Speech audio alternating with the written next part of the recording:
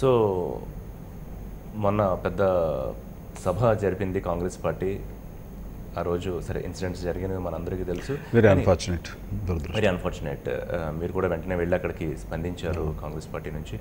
So ఏమనిపిస్తుంది చిరంజీవి గారు, ప్రత్యేక హోదా వచ్చే అవకాశం ఉంది అనిపిస్తుందా ఆంధ్రప్రదేశ్కి?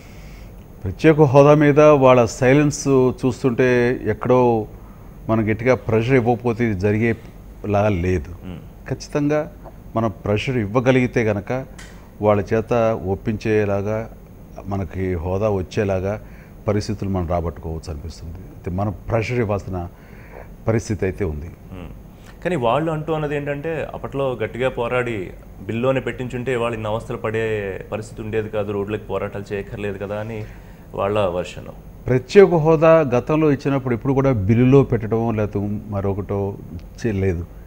వాళ్ళందరూ అనుకుని గ్రూప్ ఆఫ్ చీఫ్ మినిస్టర్స్ వాళ్ళ కమిటీలో దీన్ని ఇవ్వాల్సిన పరిస్థితులు నెలకొన్న పరిస్థితిలో ఉంటే కనుక ఖచ్చితంగా దానికి ఇచ్చేలాగా జరిగింది గతంలో. ఆ విధంగానే ఇవ్వచ్చు కదా అని ఇవ్వాలన్నటువంటి చిత్తశుద్ధి ఉంటే ఆ రకంగా ఇవ్వచ్చు కదా, అంతే తప్ప బిల్లో పెట్టలేదన్న నెపం అనేది ఈ రోజు పెద్ద కారణంగా చెప్పడం సబబు కాదు. ఎనీవే ఒక ప్రధానమంత్రి ఇచ్చిన మాటకి పార్లమెంట్ సాక్షిగా నాటి ప్రధానమంత్రి పార్లమెంట్లో చెప్పినప్పుడు అండ్ అంతకంటే ఇంకేం కావాలి దానికి? It's almost equal to a note. Exactly.